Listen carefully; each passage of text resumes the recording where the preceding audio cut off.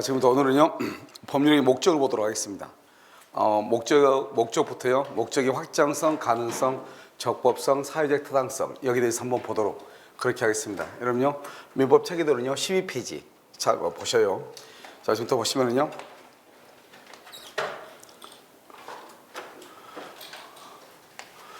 자 우리가 이제 먼저요 목적을 보면 목적은 확정성, 가능성, 적법성, 사회적 타당성 이렇게 있잖아요.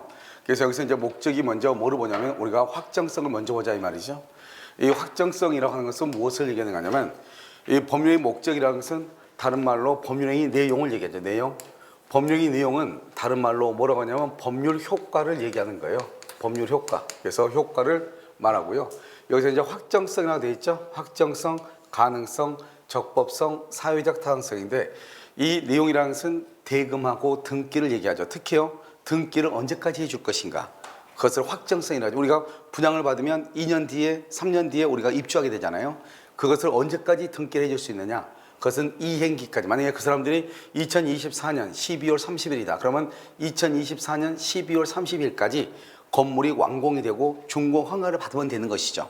그것을 뭐라 한다? 이행기까지 내용. 이때 내용을 뭐라 한다? 내용이란 말은 목적이란 말하고 내용이란 말하고 법률 효과란 말이 다 같은 말이에요. 알겠죠? 내용을 실현할 당시까지 이것을 우리는 확정이다 이렇게 얘기하고요. 여기서 조심해야 될 것은 확정성은 매매계약 체결 시까지 그러면 안 돼. 체결 시까지 그러면 안 되는 거예요. 체결 시까지가 아니고 언제까지요? 목적 이행기까지 확정될 수 있으면 된다. 이것을 얘기하는 것이고요. 그다음에 이제 가능성을 한번 보면은요. 목적의 가능성이라는 것은 뭐냐면 이 목적을 실현할 수 있느냐 이 말이죠. 이것은 어떻게 판단하는 것이냐면 이것은 사회 통념이에요. 여러분 우리가 사회 통념이라는 것은 누구나가 그렇다고 생각하는 것 그것을 사회 통념이라고 얘기하는 거예요. 예를 들어서 우리가 만약에요 30층 아파트에서 떨어졌다. 누군가가 바닥에요. 그럼 발을 헛디뎌서 떨어졌어. 그럼 보통 그 사람은 살았다고 생각한다. 죽었다고 생각한다. 죽었다고 생각하고요. 만약에 그 사람이 살았다. 그럼 어떻게 되죠? 해외 토픽감이죠. 그럼 뉴스 나오잖아요. 30층에서 떨어졌는데 살았다고. 그것은 우리의 상식을 벗어났다 이 말이잖아요. 그러니까 그것을 우리는 사회 통념이다 이렇게 얘기하고요.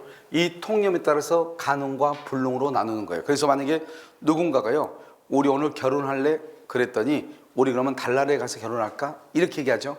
그 말은 현실적으로는 가능해요? 불가능해요? 현실적으로는 불가능하죠. 그것을 사회 통념상으로는 불가능하다 이런 말이죠. 그럼 이것은 우리가 불능은 여러 가지 불능이 있어요. 첫 번째는 법률적 불능하고 사실적 불능이 있어. 방금은 사실적 불능이죠. 법률적 불능이라고 하는 것은 무엇이냐? 우린 지역권에는 저당권을 설정할 수가 없어요. 지상권하고 전세권 위에 저당권을 설정할 수 있거든요. 그런데 두 사람이 약속을 했어. 지역권 위에 저당권을 설정을 하자. 지역권 위에 그것을 법률적 불능이라고 얘기하는 것이에요. 그런데 그런 것들은 중요하지 않고요. 불능은 어느 것이 중요하냐? 불능은 성립 당시를 기준으로 해가지고요. 원시적 불능과 후발적 불능이라고 하는 것이 중요한 것이에요. 그러면 여기서 이제 보면 이렇게 갑하고 이렇게 을이 있잖아요. 이렇게 있으면 2월 1일 계약을 체결하죠. 2월 1일 계약을 체결하기 전에요 1월 30날 건물이 멸실되고 없다 이 말이죠. 이것을 원시적 불능이라고 얘기하고요. 계약이 체결되고 난 후에요 2월 20날 건물이 이렇게 멸실이 되죠. 이것을 후발적 불능이다. 이것을 원시적 불능이다. 이렇게 얘기하는 거예요. 그러면요. 먼저 원시적 불능은 항상 이미 멸실됐다, 이미 수용됐다 이런 말을 해. 이미 멸실됐다, 이미 수용됐다. 그 다음에 원시적 불능의 경우는 신뢰이익 배상을 해요. 여기서 신뢰라고 하는 것은 뭐냐면 계약이 유효하게 성립됐다고 믿었던 것에 의하여 입은 손해를 얘기해요. 예를 들어서 이 을은요, 이 갑의 건물에 대해서 매매를 하기 위해서 이 사람이요 대출을 받았을 거 아니에요. 그러면 이 사람은 갑은 을한테요 내가 반드시 너한테 팔게. 그걸 신뢰를 줬단 말이죠. 그러니까 을이 그것을 이제 살려면 중도금도 있고 잔금도 있어야 되니까 계약금밖에 없단 말이죠. 그러니까 중도금을 마련하기 위해서 자기가 대출을 받고 자기가 있는 토지를 또 다른 사람과 매매를 했을 거 아니에요. 그럴 때 들어가는 비용, 그 비용을 신뢰이익이라고 하는 거예요. 그렇게 해서 준비를 하고 있었는데 갑이 갑자기요 건물이 없어졌다는 거예요. 부부싸움에서 불타버렸다는 거예요. 언제요? 오늘 계약 체결했는데 어제 그랬다는 거예요. 그럼 처음부터 건물이 없는 줄 알았으면 을은 계약을 체결했다 안 했다? 안 했을 것이고 계약 준비를 한다 안 한다? 안 했을 거 아니에요. 그것을 신뢰이익이다 이렇게 얘기하고요. 이렇게 후발적은요. 계약에 체결되고 난 다음에 건물이 3월 1일 날요 등기를 해주기로 했는데 2월 20날 건물이 멸실되고 없는 거예요. 그러면요 일단 계약은 유효하게 성립했잖아요. 성립을 했으니까 일단은 뭐가 된다? 이것은 유효가 되는 거예요. 유효. 그래서 이렇게 유효가 된다 이 말이죠. 원칙은 성립했으니까. 그런데 문제가 뭐예요? 여기 계약이 이행기 전에 건물이 멸실이 됐잖아요. 그러니까 체결되고 난 다음에 멸실됐죠. 이것을 후발적이라고 그래. 그럼 후발적은 항상 어떻게 나오냐? 무슨 임대차 계약 체계로, 매매 계약 체계로, 도급 계약 체계로 뭐뭐를 체결했다 항상 그런 말이 나와.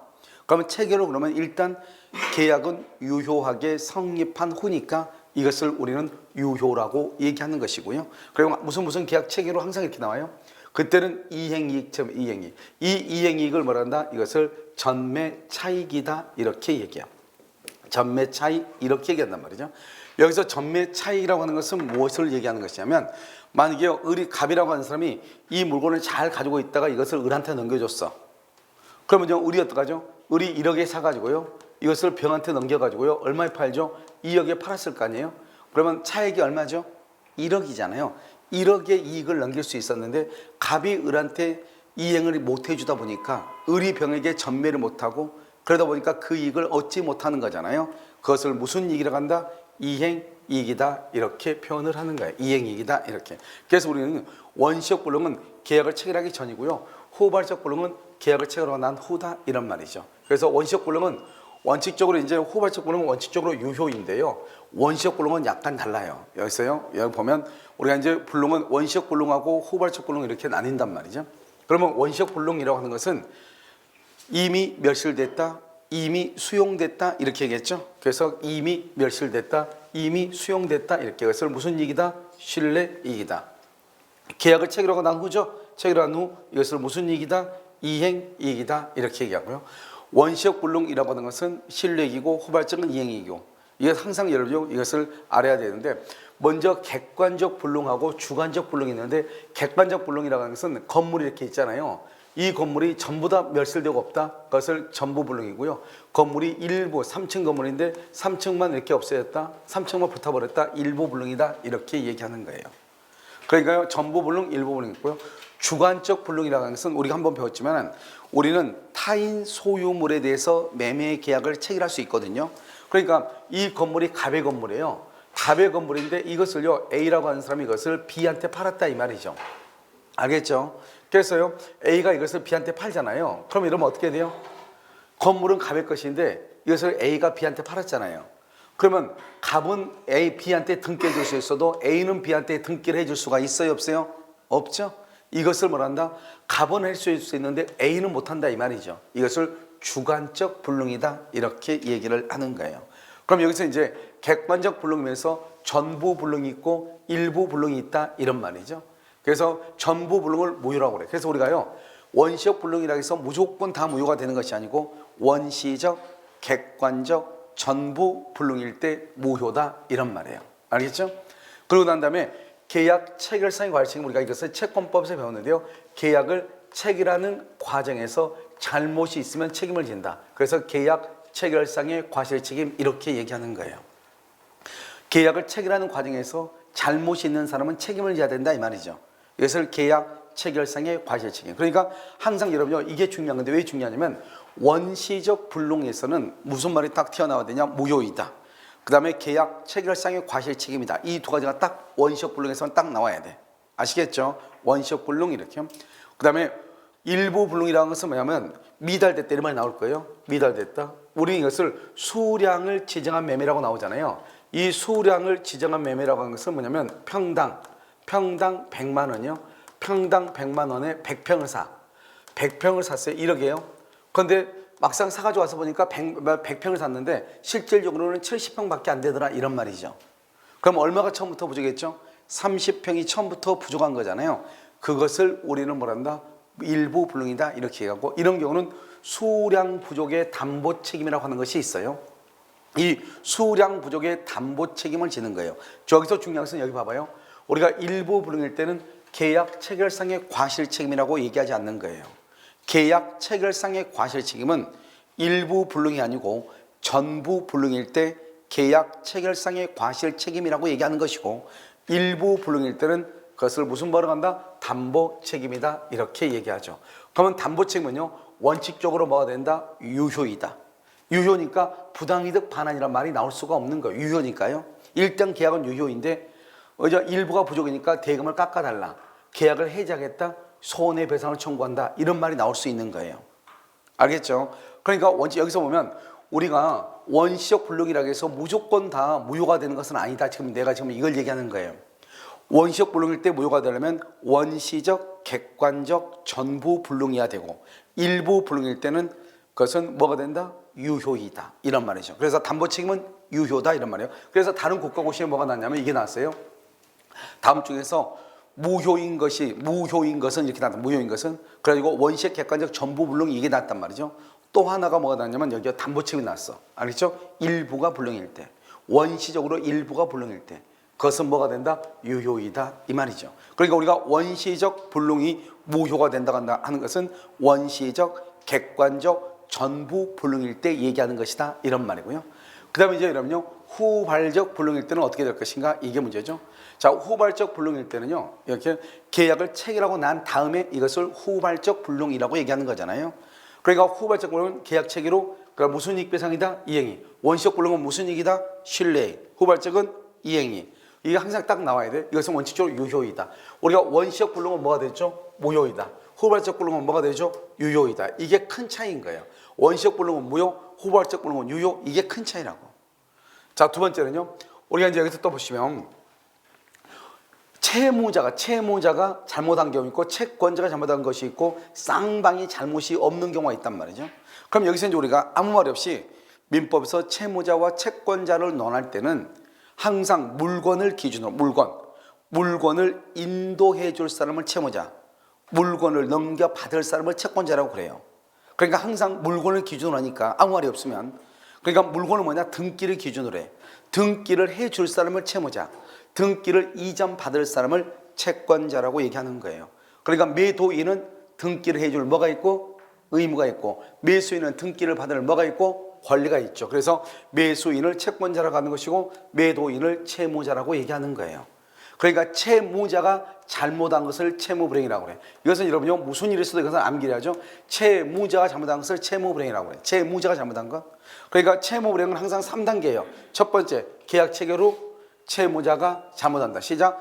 계약 체결 후 채무자가 잘못한다. 그것을 채무불행이라고 그래요. 여러분, 채무불행이 있으면 계약을 해제하고 손해배상을 청구하고 원상회복을 청구하는 거예요. 알겠죠? 계약 해제, 손해배상, 원상회복. 그러니까 여기 딱 보면 원시적 불능은 뭐를 하나 암기한다? 계약 체결상의 과실책임. 후발적은요, 계약 체결 후 누가? 채무자가. 채무자는 매도인, 매수인, 매도인. 채무자가 잘못한다. 뭐라고 한다? 채무불행이다. 채무불행, 계약 해제, 손해배상, 원상회복 의무, 이렇게 얘기하는 거예요. 아시겠죠? 그런데요, 채권자가 잘못한 경우가 있단 말이죠. 그것을 위험부담이라고 그래요. 그것은 우리가 이제 채권법에서 배우는데, 이때 위험부담이라고 하는 것은 무엇이냐면, 건물이 지금 후발적에 건물이 없어졌죠. 건물이 없어졌는데, 그러면 건물이 없는데 계약을 했으니까 매수인은 돈을 지급할 필요가 있어요, 없어요? 없죠. 건물이 없어졌는데 돈을 지급해야 돼. 그걸 위험부담이라고 그래요. 건물이 없는데도 돈을 지급해야 돼. 그러면 뭐예요? 건물을 못 받고 돈만 주니까 이익이요, 손해요? 손해죠. 그걸 위험부담이라고 그래요. 알겠죠? 그런데요, 여기 보면 쌍방이 잘못이 없이 건물이 붙었다, 이 말이죠. 이걸 천재지변이다, 이렇게 얘기해요. 천재지변. 그럼 천재지변은 뭐가 있어요? 천재지변은 뭐가 있다? 태풍이라든가 뭐 이런 것들이 있죠. 그것을 얘기한단 말이죠. 그래서 이런 귀책 사유 없이 건물이 멸실되죠. 그것도 위험부담이라고. 그럼 여기는 봐봐. 여기는 채권자 위험부담주의고 여기는 채무자 위험부담주의네요. 차이가 있네요. 그럼 여기서 채무자 위험부담주의라고 하는 것은 무엇이냐? 아까 내가 뭐를 손해본다? 돈을 손해본다고 그랬죠. 지금 매매계약을 체결했는데요, 태풍에 의해서 건물이 멸실됐어. 그러면 매수인한테 대금을 받을 수 있어요, 없어요? 없죠. 건물은 멸실됐는데 돈을 받지 못해. 건물이 멸실됐는데 돈을 받지 못해. 알겠죠? 그러니까 누가 손해요? 매도인을 누구라고 그래요? 채무자. 그것을 채무자 위험부담주의다, 이렇게 얘기해. 채무자 위험부담주의, 이렇게. 또 대상청구라는 것은 뭐냐면, 예를 들어서요, 가박을 하고 계약을 했는데요. 1억 원에 계약을 했는데 등기하기 전에 토지가 수용이 된 거예요. 토지가 수용되니까 갑은 나한테 등기를 해줄 수가 있어요, 없어요? 없죠. 대신요, 수용 보상금이 얼마가 나냐? 1억 2천이 나온 거예요. 수용 보상금이. 나는 1억 원에 계약했는데 그럼 나는 1억을 주고 보상금 1억 2천을 내가 받아오는 거예요. 알죠? 그러니까 보상금을 나한테 돌려달라 이 말이죠. 내가 나한테 1억 줄 테니까 그것을 뭐란다? 대상 청구권이라고 얘기하는 거예요. 내가 지금 얘기하는 것은 이렇게 후발적 불능에는 뭐가 있냐? 후발적 불능에는 채무불이행이 있고 계약 해지가 있고 원상 회복이 있고 손해배상이 있고 위험 부담이 있고 대상 청구권이 있다 이 말이죠. 그런데 원시적 불능에는 뭐밖에 없어요? 계약 체결상의 과실책. 그래서 시험에 뭐라 나온다? 다음 중에서 후발적 불능과 관계가 없는 것은 그 무조건 정답이 계약 체결상의 과실책임이에요. 다음 중에서 유효인 것이 아닌 것은, 유효가 아닌 것은 무조건 그것은 원시적 객관적 전부불능. 뭐다? 임의, 멸실, 임의, 수용 이렇게 얘기하는 거예요. 다음 중에서 신뢰이익 배상을 배상 책임이 인정되는 것은 임의, 멸실, 임의, 수용 이걸 찾으면 되는 거예요. 다음 중에서 채무 불이행과 관계 있는 것은 후발적으로 누가? 채무자가 잘못해야 돼. 후발적으로 채무자가 잘못해야 돼. 그것을 우리는 뭐라고 한다? 채무 불이행이다 이렇게 얘기해. 그래서 항상 뭐가 가장 중요하다? 여기서는 채무 불이행하고 계약 체결상 과실 책임, 원시적 불능, 후발적 불능 이것을 이해하는 게 중요해요. 다시 원시적 불능은 계약 체결 전, 후발적은 계약 체결 후. 원시적은 원칙적으로 전부 객관적 전부 불능일 때 무효. 그 다음에 무슨 책임을 질 수 있다? 계약 체결상의 과실 책임. 후발적은요, 계약 체결 후 무슨 이익이다? 이행 이익이다. 채무 불이행은 어떤 문제보다 누가 잘못했다? 채무자가 잘못. 그 다음에 채권자가 잘못한 것을 위험 부담. 쌍방이 잘못이 없어도 위험 부담. 또 무슨 문제? 대상 청구권. 여기서 여러분 또 한 가지 중요한 것은 다른 시험에 나온 건데 이렇게 채무자가 잘못했잖아요. 채무자가 잘못한 것은 채무 불이행이잖아요. 채무 불이행의 문제로 이게 이런 것이 발생한단 말이죠. 여기서도 뭐가 있다? 대상 청구권. 여기서도 대상 청구권이라고 하는 것이 발생하는 거예요. 대상 청구권 이렇게. 뭐가 발생한다? 대상 청구권이 발생한다 이런 말이죠. 자, 그다음에 여기 이제 참고를 한번 봐봐요. 참고를 보면 여기 위험 부담하고 뭐라 나왔죠? 계약 체결상 과실 책임하고 그다음에 교섭 단계에서 부당 파기는 채무 불이행과 관계가 없다 이렇게 돼 있죠. 자, 왜 이런 여기에서는 이렇게 세 가지에서는 채무 불이행으로 어쩌고저쩌고 그런 말이 나오면 안 된다 이 말이죠. 왜 그런가 봐. 채무 불이행은 먼저 원시적이다 후발적이다? 후발적이죠. 후발적으로 누가요? 채무자가 뭐를 해야 돼요? 잘못을 해야죠. 잘못. 자, 이제 이 세 가지를 가지고 따지면 돼. 세 가지를 가지고. 자요, 위험 부담은요. 위험 부담이라는 것은 채무자가 잘못한 것이에요. 채권자가 잘못한 것이에요. 채권자 또는 쌍방이 잘못이 없죠. 쌍방이 잘못이 없다는 말은 채무자는 잘못이 있다 없다? 없다. 알겠죠? 그러니까 안 되고 계약 체결상의 과실 책임은 원시적이에요, 후발적이에요? 원시적. 그런데 채무불이행은 뭐예요? 후발적. 그래서 안 되는 것이고. 알겠죠? 교섭 단계는 뭐예요? 교섭 단계는 계약 체결 전이죠. 계약을 체결하기 전이니까 원시적이에요, 후발적이에요? 원시적이죠, 원시적. 그런데 여기는 채무불이행은 뭐예요? 후발적이죠. 그러니까 이 세 가지에서는 어떤 일이 있어도 무슨 말이 나오면 안 되는 거예요? 채무 불이행이라고 하는 말이 나오면 된다 안 된다? 안 된다 이런 말이에요. 이해되셨죠 지금? 그 다음에 또 이제 시험이 나올 때는 뭐라고 나온다고? 다음 중에서 시험이 나올 때는 뭐라고 나오냐? 이렇게 나온단 말이죠. 다음 중에서 후발적 불능과 관계가 없는 것은 이렇게 나온다고 그랬죠? 정답 몇 번이다? 1번 계약 체결상의 과실책임. 이해되셨죠? 자, 그 다음에 이제 우리가 뭐를 보냐면 우리가 목적에 지금 확정성 봤죠? 가능성 봤죠? 그 다음에 이제는 적법성이라고 하는 것을 보는 거예요. 자, 우리가 지금부터 적법이냐 위법이냐는 것을 설명을 해. 여러분 어떤 여러분의 행위가 있죠. 어떤 행위가 있단 말이죠. 그 행위를 이렇게 법이라고 하는 거울로 이렇게 비춰봐. 여러분 행위를요 이렇게 법이라고 하는 거울로 비춰본단 말이죠. 이렇게 딱 비춰봤더니 반발을 해. 그걸 위법이라고 하고 이 법질서 안에 스며들어와. 그걸 적법이라고 하는 거예요. 알겠죠? 한번 볼까요? 이러면 침을 뱉죠. 길거리 가다 휴지 버리고 침 뱉죠. 그러면 그건 뭐냐? 경범죄 처벌법이라고 하는 법으로 비춰봐. 침 뱉는 것이 정당한가? 그랬더니 거기 침 뱉지 말라고 돼 있네. 그러면 반발하겠죠? 그럼 침 뱉는 것은 위법인 것이에요. 사람을 죽이면 돼야 안 돼요? 안 되죠? 형법이라고 하는 법으로 여기서 딱 비춰봐. 그랬더니 반발하죠? 그러면 그것을 위법이라고 얘기하는 거예요. 여러분 첩계약이죠. 첩. 누가 처벌 두고 있다는 거예요? 그 대한민국 법으로 우리가 다 비춰봤더니 처벌 둬서는 안 된다는 법이 없는 거예요. 알겠죠? 그러면은 법 질서 안에 들어오는 거예요. 그것은 적법이라고 얘기하는 거예요. 여러분 지금 이해됐나요? 그래서 이걸 적법이다 이렇게 얘기해.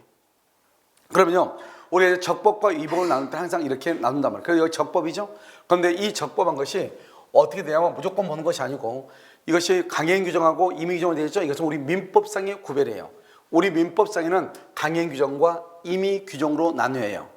강행 규정이라고 하는 것은 뭘 얘기하냐면 다른 합의, 당사자 간에 다른 합의를 할 수 없다 이 말이고요. 임의 규정은 여기 보면 임의 규정으로 되어 있죠. 임의 규정은 다른 합의를 할 수 있다 이런 말이에요. 합의를 할 수 있다. 그래서 이 사람 저 사람이 주로 다른 합의를 할 수 있다 이 말이죠. 그래서 우리가 이제 법이라고 하는 것은 뭐냐면 모든 법은 다 지켜야 되는데 반드시 법 그대로 지키느냐 그게 아니고 법에 뭐라고 되어 있냐? A는 B라고 되어 있어. 그럼 언제나 A는 B만 돼야 되고 A는 C라고 하는 것이 절대로 될 수가 없어. 그것을 무슨 규정이라 한다? 그것을 강행 규정. A는 B라고 되어 있어 법에. 그런데요 우리는요 A는 B라고 해도 되고 A는 B가 아니라고 해도 되고 A는 C라고 해도 된다 이 말이죠. 다르게 합의할 수 있다 이 말이죠. 그것을 우리는 뭐라 한다? 임의 규정이다 이렇게 얘기를 하는 거예요. 알겠죠? 우리가 애들한테 그러죠? 애들한테 뭐라고 그래요? 9시 넘으면 절대로 핸드폰 안 돼. 9시 넘으면 절대로 안 돼. 애가 뭐 오늘은 뭐 내일은 학교 안 가니까 안 돼요. 안 돼. 9시 넘으면. 그걸 무슨 규정? 강행 규정이에요. 알겠죠? 그런데 얘가 뭐라 한다? 야 너 집에 학교 갔다 와서 꼭 집에 있어야 돼. 이렇게 얘기하죠? 근데 얘가 뭐라고 그래? 그럼 나 밖에 나가서 놀면 안 돼요? 응, 또 그것도 되고. 그럼 뭐요? 반드시 집에 있어야 되는 것이 아니고 밖에 나가 놀아도 되죠? 그걸 한마디로 말하면 뭐다? 임의다. 임의 규정이다. 다른 합의가 가능하다 이 말이죠. 이해되셨죠? 그렇게 이해를 하시라고요. 그런데 우리가 이제 여기 보면 강행 규정은 또 효력 규정하고 단속 규정으로 나누죠. 이것도 우리 민법상의 규정이 아니고요. 이것은 행정법상의 규정이에요. 행정법에는 효력 규정하고 단속 규정이라고 하는 것이 있어요. 이러면 혹시 이런 거 들어봤나요? 경찰들이 와가지고 여기 차선 위반이다, 신호 위반하면 단속이 안 해. 하죠. 그럼 뭐라고 한다고 그래? 단속한다고 그러죠. 그걸 단속 규정인 거예요. 경찰 행정법규라고 그래. 그런 것들은. 아시겠죠? 그래서 우리가 효력 규정하고 단속 규정이 있는데요. 이 효력 규정을 법을 위반하죠. 우리는 법을요 있잖아요. 단속 규정에도 효력 규정 법을 위반하잖아요. 그러면 처벌 받아야 돼, 안 받아야 돼? 받아야죠. 그러니까 우리가 여기 공법이라는 것이 있고 여기 사법이라고 하는 것이 있잖아요. 그럼 공법과 사법의 차이는 뭐냐면 이렇게 얘기하는 거예요. 이런 국가기관, 공법은 뭐냐?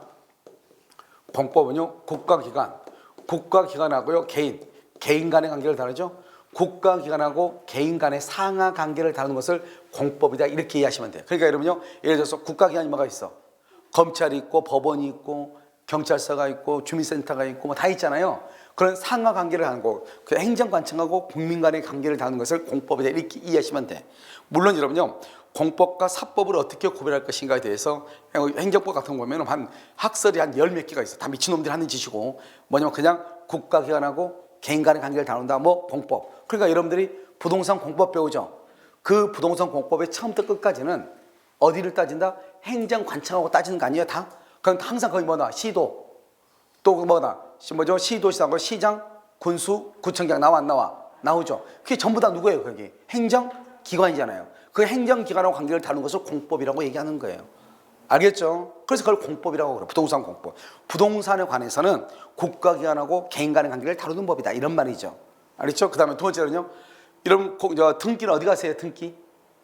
등기소 하죠? 그럼 뭐예요? 그럼 부동산 공시법이죠? 그래서 토요일 날은 공시법. 그것도 무슨 법이에요? 공법이라고 얘기하는 거예요. 알겠죠? 여러분요 세법 쓰니까 세법은 뭐 세금을 어디다 내요? 세무서에 내죠? 뭐로 간다? 그것도 공법에 들어가는 거예요. 여러분 이해됐나요 지금? 그러면 사법이라고 하는 것은 뭐냐? 사법은요 개인과 개인 간의 관계를 다룬다 이 말이죠. 그래서 사법은 개인과 개인 간의 관계를 다루는 것, 그것을 우리는 사법이다 이렇게 얘기를 해. 그러니까 여기 보면 1대1의 관계죠. 그럼 여러분 봐봐, 항상 여러분하고 나하고 무슨 관계예요? 사법이죠. 여러분끼리는 무슨 관계예요? 사법이죠. 이해됐나요? 다 사법관계라고 하는 거예요. 그러니까 공법은 국가기관이니까 어느 법이든 법을 위반하면 처벌을 받아야죠. 처벌을 받아야. 그래서 공법상으로는 둘 다 처벌받아. 그러니까 구별이 돼야 안 돼요? 안 되죠. 이것을 개인과 개인 간의 관계에서는 어떻게 되는가? 효력 규정은 개인과 개인 간의 관계에서는 무효이고, 알겠죠? 단속 규정은 유효이고, 이게 큰 차이예요. 그러니까 효력 규정과 단속 규정의 차이는 뭐예요? 법을 위반했을 때 무효가 되는가 유효가 되는가 이 말이에요. 이런 봐봐요. 이러면 운전하죠. 운전하다가 신호 위반을 했어. 신호 위반하면 어때요? 경찰에 가서 스티커 끊어 안 끊어? 끊죠? 그것을 형사처벌이다 이 말이죠. 그런데 계속 운전하고 가 안 가? 운전하고 가냐고 안 가냐고? 가죠? 그것을 뭐란다? 유효다 이렇게 얘기하는 거예요. 그러니까 우리가 개인 간의 관계에서는 관계가 없는 거예요. 그래서 여러분 보시면 단속 규정이 뭐다? 위반하면 공법상으로 형사처벌받고 사법상으로는 뭐가 된다? 유효다 이렇게 이해를 하시라고 먼저 이해를 했나요? 그럼 이제 여기서 이제 또 중요한 것은 뭐냐면 다른 것은 이제 필요 없어. 그러면 어느 것이 효력적이고 어느 것이 단속 규정인가 그만 알면 돼요. 이건 암기해야 돼. 나한테 묻지 말고. 이건 봐봐요. 가장 많이 나온 게 단속 규정이 가장 많이 나온 게 중간생략 등기예요. 중간생략 등기가 가장 시험에 많이 나와. 자, 두 번째는요. 두 번째는 무허가. 여러분 여기 경찰은 게 묻겠죠? 무허가 음식점, 무허가 숙박업. 우리 시험에 무허가 호텔에 임대차 계약을 하는 거, 무허가 호텔에 대해서 숙박 계약을 체결하는 게 이게 낫단 말이죠. 그런 것들은 유효이다, 무효이다, 개인과 개인 간의 간에는 유효고, 그럼 무허가로 숙박업을 한 호텔 주인은, 호텔 사장은 처벌받아 안 받아? 받고, 그 호텔하고 나하고 숙박 계약 자체는, 호텔하고 나하고 숙박 계약 자체는 유효이다, 무효이다, 유효인데 호텔의 사장은 형사처벌 받아 안 받아? 받죠. 그것은 공법상의 문제이고 이 말이에요. 그럼 무허가 음식점, 무허가 숙박업 이렇게요. 그럼 이게 지금 최근에 시험에 나온 거죠. 공인중개사법상 직접거래 금지, 직접거래 금지 규정이죠. 여러분 직접거래가 뭐예요? 여러분 이번에 직접거래에 관한 것이 여러분요 예전에는 형식적으로 했는데 지금 이제 이번에는요 대법원이 판례가 바뀌어서 실질적으로 판단하는 게 있어. 그래서 나중에 중개사법에서 배우고, 자 이건 뭐냐면 이런 것이에요. 이 갑이라고 하는 사람이 있죠. 갑을 의뢰인이라고 하죠. 여기 중개업자가 있죠. 중개업자가 있는데 이 중개업자한테 중개를 의뢰를 했어. 내 집 좀 팔아주세요. 내가 급하니까 지금 10억짜리인데 9억에 좀 받아주세요. 이렇게 했단 말이죠.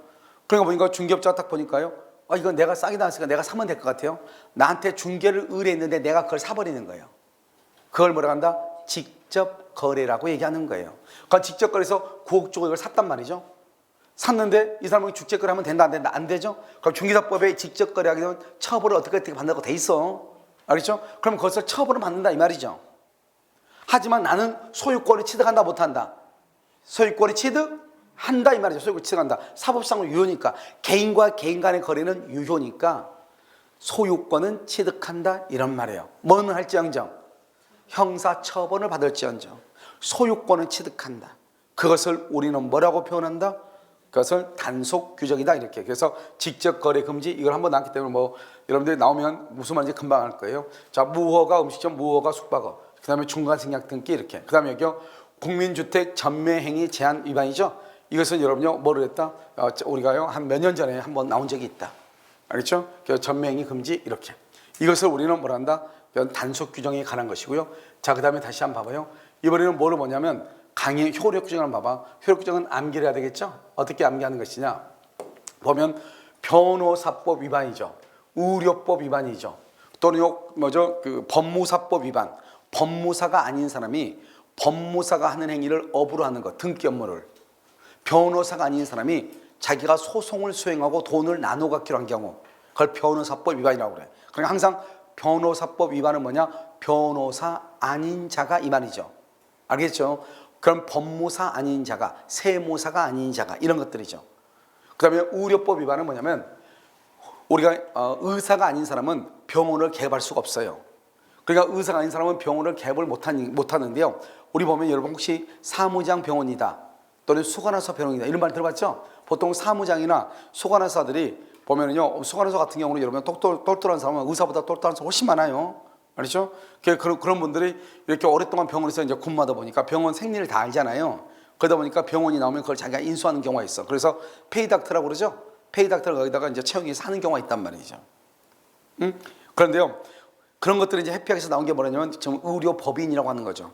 여러분들 보면 무슨 여자들 성형외과인가 수 이런 게 있단 말이에요. 수. 알겠죠? 그런데 보면 현수학 같은 거 보면 또 남자 같은 거 보면 옛날에 이런 것들 있죠. 이런 병원들이 있어. 그런 병원들은 뭐냐면 법인으로 만드는 거예요. 법인을 만들고 의료 법인을 만들어 가지고 그 프랜차이즈를 주는 거죠. 거기다 뭘 보내요? 그 닥터를 거기다 보내는 거죠. 페이 닥터를. 그런데 실질적으로 누가 소유자, 누가 주인이에요? 그 건물주가 주인이든지 소유자든지 이렇게 병원에요. 소유자들이 이렇게 한단 말이죠. 실제로 병원장은 의사가 아니고 다른 사람이란 말이죠. 또는 수간호사가 병원장이든지 또는 사무장이 병원장이든지. 근데 거기는 지금 이름은 누가 앞으로 돼 있어요? 여기 법인에 의해서 닥터로 돼 있잖아요. 알겠죠? 그렇게 돼 있단 말이죠. 그것을 의료법 위반이다 이렇게 얘기하는 거예요. 그 다음에 여기 공익법이라는 게 중요한 것이 아니고 주무관청허가란 말이 중요해요. 주무관청허가. 알겠죠? 여러분 주무관청허가 허가라고 하는 말이 나오면 그건 무조건 다 무슨 규정이에요? 그것은 효력 규정인 거예요. 우리 토지거래 허가. 알겠죠? 그 다음에 법인이 설립하면서 주무관청허가, 학교법인이 재산을 처분할 때는 주무관청허가, 공익법인이 재산을 처분할 때는 주무관청허가. 이 허가라고 하는 말이 나오면 그것은 다 뭐다? 효력 규정인 것이다. 이렇게. 자, 현저히 고율의 이자 약정이죠. 예전에는 이자율이 24%였죠. 지금은 아마 20%가 이렇게 좀 다운됐을 거예요. 그래서 만약에 20%가 최고 한도인데 23%를 받았다. 그러면 어떻게 돼요? 그러면 나머지 초과된 3%는 반환을 청구할 수 있는 거예요.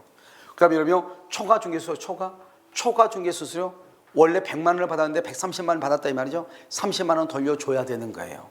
알겠죠? 그래서 초과되는 것, 고유익인 것, 이것은 뭐냐? 이것은 여러분 여기 써요. 그것은 초과 부분에 반환을 뭐 할 수 있다? 청구할 수 있어. 그래서 반환 청구가 가능해요. 초과 부분, 이자율을 초과하는 부분에 반환을 청구할 수 있어. 이 두 가지는. 그래서 초과 부분만 반환 청구해. 다 청구하는 게 아니에요. 그 다음에요. 무등록 중개업자의 중개수수료 약정. 그럼 돼야 안 돼요? 무등록 중개업자가 중개수수료 약정을 했다. 그것은 안 되는 거예요. 여러분요. 무등록 중개업자라고 하는 것은 뭐예요? 중개를 뭘 해야 돼? 여러분 중개사법이 나와. 중개를 업으로 해야 돼. 업. 여러분 업으로, 여러분 중개사법 배웠죠? 여러분 업이란 말이 무슨 말이에요? 업이란 말은. 그래서 뭐예요? 일회성이에요? 반복성이에요? 반복적이 가장 중요해. 업이란 말의 가장 중요한 키워드는 반복성이에요. 그러니까 여러분요, 이러면 그러죠. 시골에 보면요, 시골에 보면 이장님이요, 땅 하나 나오면 누구한테 소개해주고 소개를 받죠. 사실 그것은 무등록 중개업으로 보기는 조금 힘들죠. 근데 그걸 맞들여가지고 계속하는 사람이 있어. 알겠죠? 그건 무등록 중개업이 될 수 있어요. 근데 그런 부분도 우리를 거는 분들을 무등록 중개업이라고 하진 않죠. 땅이 뭐 매번 나온 것도 아니고 1년에 한두 건 나오잖아요. 그럼 이장님이 그거 소개해주고 돈 좀 받는단 말이죠. 그것을 무등록 중개업을 보기는 힘들다. 왜? 뭐다? 반복성이다, 일회성이다. 일회성이다 이 말. 그래서 반복적이고 영리를 목적으로 해야 된단 말이죠. 알겠죠? 그런데 여기는 무등록 중개업이라는 것은 바로 그걸 얘기하는 거예요. 중개업을 했다는 말이 무슨 말이야? 반복적이다. 업을 했다 이 말이에요. 그래서 올해 우리가 뭐라고 나왔죠? 시험에요? 작년에요? 일회성, 한 번 했다. 알겠죠? 중개업을, 무등록 중개업을 한 번 했다. 그것은 효력 규정이다 아니다? 아니다. 뭘 해야 돼? 무등록 중개업자 그러면 업이란 말이 되려면 뭐가 있어야 돼? 일회성이다, 반복적이다, 반복적이 돼야 돼. 아시겠죠? 자, 그다음에 투자 수익 보장 약정이요. 투자 수익. 예전에는 증권거래법이 나왔었는데 지금은요 뭐냐면 자본시장과 금융투자업에 관한 법률에 들어가 있어요. 이게요. 알겠죠? 그런데 이 투자 수익, 일정한 투자라고 하면 그 일정한 수익을 보장해 준다고 약속을 한 것이에요. 그러면 일정한 수익을 보장하려면 어떻게 해야 돼요? 내가 알고 있는 증권 거래에 관한 그 정보를요, 거기에서 업무를 보고 있는 사람이 그걸 악용할 수밖에 없는 거죠. 왜?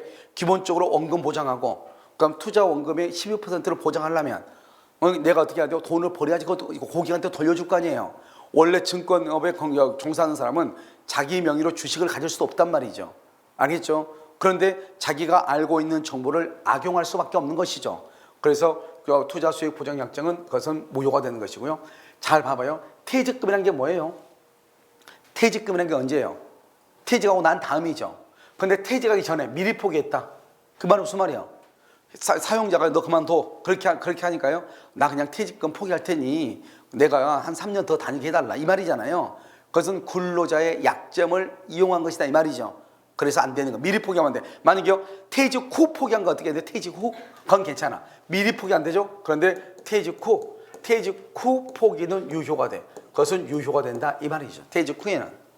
그러면 이런 명상약정이죠. 우리 부동산 실거래자 명의 등기에 관한 법률 제3조에 보면 뭐라고 되어 있냐? 누구든지 타인 명의로 등기해서는 안 된다. 4조 제1항에 뭐라고 되어 있냐? 명의 신탁 약정은 무효로 한다. 이렇게 돼 있어. 알겠죠? 그것은 무슨 규정이다? 효력 규정이다. 여기 지금 뭐라고 했어? 뭐라고? 허가. 무슨 규정이다? 효력 규정이다. 명의대여. 우리 이거 참 많죠? 우리가 명의대여 같은 거 제일 많은 게 산업체에서는 명의대여가 엄청나게 많아. 뭐 전기라든가 소방설비라든가. 알겠죠? 그다음에 약사. 요즘은 이제 약사 면허증이 대여가 별로 없죠. 옛날에는 약사 면허증 대여가 되게 많았거든요. 약국 하나 하려면 돈이 만만치 않게 들어가. 알겠죠? 그래서 명의대여가 상당히 많았거든요. 근데 그거 못지않게 많은 것들 중에 하나가 뭐냐? 중기업도 명의대여가 상당히 많죠. 알겠죠? 그래서 명의대여 같은 것들, 이런 것들 뭐다? 무슨 규정이다? 효력 규정이다. 이 말. 무슨 규정? 효력 규정. 그래서 여러분 이것은 암기해야 돼. 한번 암기할까요? 무슨 법 위반이다? 변호사법. 딱 하나. 변호사법 위반. 또 무슨 말 있으면 허가. 그 다음에 초과 중개 수수료. 그 다음에 무등록 중개업자. 투자 수익 보장약정. 명의신탁, 토지거래 허가. 이런 것들은 유효이다, 무효이다? 무효이다. 어떤 무효이다? 절대적 무효이다. 그래서 절대적 무효니까 추인이 안 되는 거야. 나중에 무효행위 추인이 안 돼. 절대적 무효라는 것은 봐봐요. 갑하고 을하고요. 갑하고 을하고 계약을 했죠. 근데 을이 그걸 다시 병한테 넘기죠. 그러면 갑하고 을하고 강행법규 위반으로 무효가 되잖아요. 무효가 되죠. 그러면 이 병도 보호가 안 된다 이 말이죠. 선이고 이것 떠나가지고 무조건 보호가 안 된다 이 말이죠. 그것을 절대적 무효라고 얘기하는 거예요. 알겠죠? 그래서 전득자는 선이라고 했죠. 전득자가 누구죠? 병이죠. 선이어도 보호되지 않는다 이 말이죠. 우리 이것을 무슨 무효다? 절대적 무효다 이렇게 얘기를 해요. 절대적 무효다 이렇게. 무슨 말인지 알겠죠? 절대적 무효 이렇게 얘기를 하는 거예요. 그래서 이걸 이제 아시고, 자 이제 그 다음에 여기 이제 참고를 한번 볼까? 참고를 먼저 보면 방금 우리가 뭘 보냐면 변호사가 아닌 자 그랬죠? 항상 봐 변호사 아닌 자 이것을 변호사법 위반이라고 그래. 변호사법 위반. 여기서는 강행법규 위반으로 무효예요. 그런데 여기 봐봐. 여기는 뭐라고 했어? 여기 지금 뭐라고 됐어? 변호사 아닌 자가 뭐? 누가? 변호사가. 이렇게 변호사가 그랬죠? 여기는 뭐라고 했어? 변호사 아닌 자가 차이가 있죠. 변호사가 성공보수금 약정, 성공보수. 내가 이번에 소송을 해서 성공하면 돈 얼마 주세요 이렇게.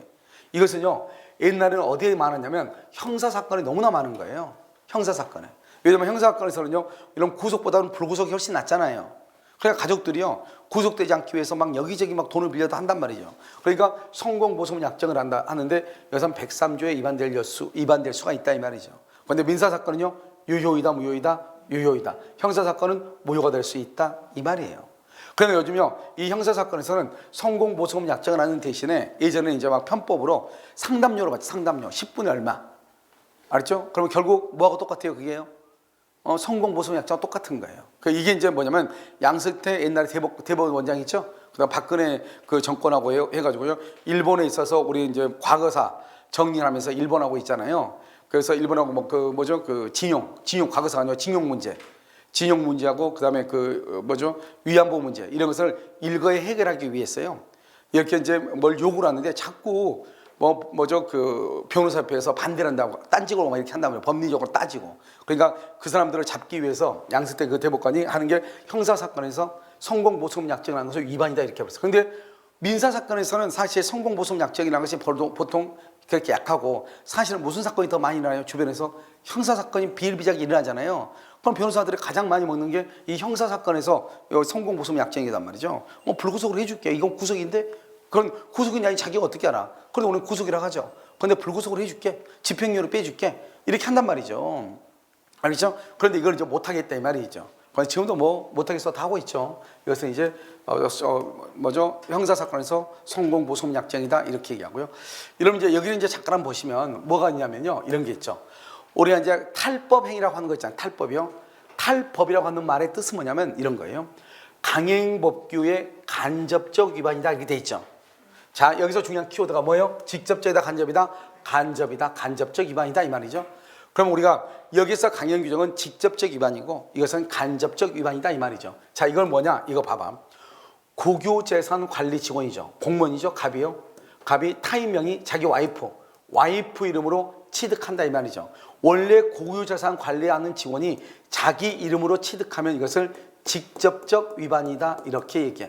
자기 이름으로 취득하면 그럼 직접적 위반은 당연히 무효이죠.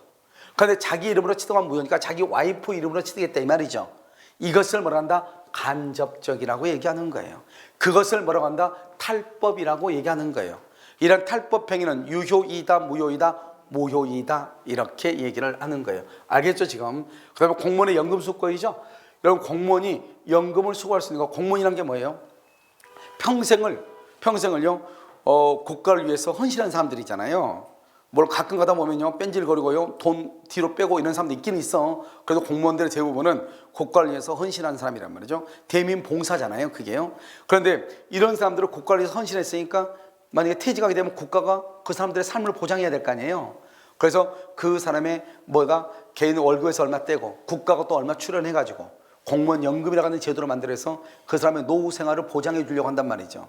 그런데 이 사람이 이제 나와가지고 예를 들어서 우리가 공무원들 연금도 공무원들이 요즘 나와서 제일 먼저 하는 게 뭐예요? 치킨집 아니에요? 치킨집. 알겠죠? 치킨집을 딱 한다 이 말이죠. 그럼 공무원이 와서 치킨집을 딱 하면 열잖아요. 그럼 바로 뭐가 와요? AI가 와요. 알겠죠? 그래서 일단 문 닫고 이렇게 하는 거잖아요 이게요. 그러면 이제 어떻게 돼요? 그 사람들 할 게 없잖아요. 왜? 지금까지 하는 거 사무밖에 안 받는데 지금 막상 어디 가서 일하려니까 할 게 있어 없어? 없잖아요. 이런 문제가 있기 때문에 이 공무원이 연금받을 수 있는 연금 수급권이라고 하는 것은 어느 은행이나 개인이나 또는 일반 사기업의 사금융이에요. 담보로 제공하고 돈을 대출받지 못하도록 하는 거예요. 만약 하고 싶으면 국가가 지정하는 은행에서만 담보로 제공하고 돈을 빌릴 수 있어. 그런데 돈을 빌려준다 안 빌려준다? 거의 안 빌려주죠. 그러니까 편법으로 내가 지금요 치킨집을 하나 해야 되는데 자본금 1억 5천이 있어야 되는데 그럼 1억 5천이 없잖아요. 그럼 어떻게 한다? 자기 친구한테 빌리는 거죠. 공무원 A가 자기 친구한테 1억 5천을 빌리죠. 1억 5천 빌리면서 뭐란다? 자기가 연금을 수급할 수 있죠. 이 연금을 수급할 수 있는 대리권, 수급에 대한 대리권을요 B한테 주죠. 자기 친구한테. 그러면 어떻게 한다? 원래 이제 원금하고 이자하고 딱 쳐가지고 얼마 해가지고 매달 나오는 그 연금 있죠. 연금액을 누가 대신 받아간다? B가 대신 받아간다 이 말이죠. 언제까지요? 1억 5천에다가 이자가 다 될 때까지. 결국은 뭐예요? 결국은 다른 기업, 사금융이나 개인한테 담보로 직접적으로 제공하고 돈을 빌린 것은 아닌 것 같지만 결론에 있어서는 뭐예요? 담보로 제공하고 돈을 빌린 것과 동일하잖아요. 이것은 무슨 위반이다? 간접적 위반이다. 적법이다, 불법이다, 불법이다, 유효이다, 무효이다, 무효이다 이렇게 얘기를 하는 거예요. 아시겠죠? 그 다음에 그러면 임의규정은 강행규정은 주로 물권법인데 임의규정은 주로 채권법이요. 채권법의 규정은 대부분 다 임의규정인 것이요. 그 다음에요. 우리가 사단법원의 사원의 지위는 양도 상속할 수 없다. 이게 딱 법이 나왔어요. 법에 56조에 양도 상속할 수 없다 이렇게 돼 있단 말이죠. 그런데 판례가 뭐라 그러냐? 이 양도나 상속할 수 없는 것 이것을 임의규정이다 이렇게. 그러니까 임의규정이니까 정관으로 달리 정할 수 있다 없다? 있다. 그래서 정관으로 달리 정할 수 있다 이렇게 얘기를 했어. 무슨 규정이다? 임의규정. 그래서 이런 것들은 이제 임의규정이고 그다음에요. 특히 이제 우리가 나중에 물권법에 가면 물권법은 원칙적으로 강행 규정이지만 예외적으로 무슨 규정이다? 임의 규정이 있을 수 있거든요. 알겠죠? 그런 것들은 이제 정리해서 여러분들이 보시면 되는 거예요. 아시겠죠? 자, 그 다음에 이제 마지막으로 여기 봐봐. 우리가 지금 뭐를 배웠냐면 먼저 법령의 목적은 확정성, 가능성, 적법성, 사회적 타당성 이렇게 돼 있죠? 자, 내가 지금 얘기하고자 하는 것은 뭐냐? 목적은 먼저 확정돼야 돼. 이 연계까지 확정되고 그것이 가능해야 돼. 확정되고 그것이 가능해야 돼. 확정되고 가능해야 돼. 그 다음에 확정되고 가능해도 그것이 적법해야 돼. 법에 적법해야 돼. 확정되고 가능하고 적법해도 사회적 타당성도 있어야 돼. 만약에 봐봐. 확정되지 않으면 무효. 확정됐는데 가능성이 없으면 무효. 확정되고 가능했는데 적법하지 않으면 무효. 확정되고 가능하고 적법한데 사회적 타당성이 없으면 무효. 이렇게 얘기하는 거예요. 알겠죠? 그러니까 여러분요 여기서 뭐가 나오냐? 첩계약이라는 게 여기 나오는 거 첩. 여러분 첩계약은 법에는 위반되지 않아요. 왜냐하면 우리 법에는 첩을 둬서는 안 된다는 말이 있다 없다? 없다. 그래서 첩을 둔 것은 법에는 위반되지 않아요. 그런데 뭐가 없다? 사회적으로 타당성이 없다. 그래서 유효이다, 무효이다, 무효다. 이렇게 얘기하는 거예요. 첩계약은 사회적 타당성이 없으므로 무효다. 이렇게 얘기하는 거예요. 여러분 지금 이해되셨나요? 알겠죠? 그러니까 이 구조를 정확하게 이해를 하셔야 돼. 자, 그 다음에 이제 우리가 이제 뭐를 보시냐면 먼저 이제 사회적 타당성이라는 것을 봐. 제가 사회적 타당성 보면 여러분요 페이지에는 몇 페이지냐면 14페이지예요. 알겠죠? 14페이지 보면 사회적 타당성 이렇게. 우리가 먼저 여러분 뭐를 봐야 되냐면 사회적 타당성을 보려면 103조를 봐야 되는데요. 여러분요 103조 사회질서 법률회의라고 되어 있죠. 이것은 여러분요 일단 여기 잠깐 쉬었다는 게 나을 것 같아요. 한 시간 해야 되니까요. 그래서 잠깐 쉬었다가요 사회적 타당성 부분부터 보도록 그렇게 하겠습니다. 알겠죠? 잠깐 쉬겠습니다.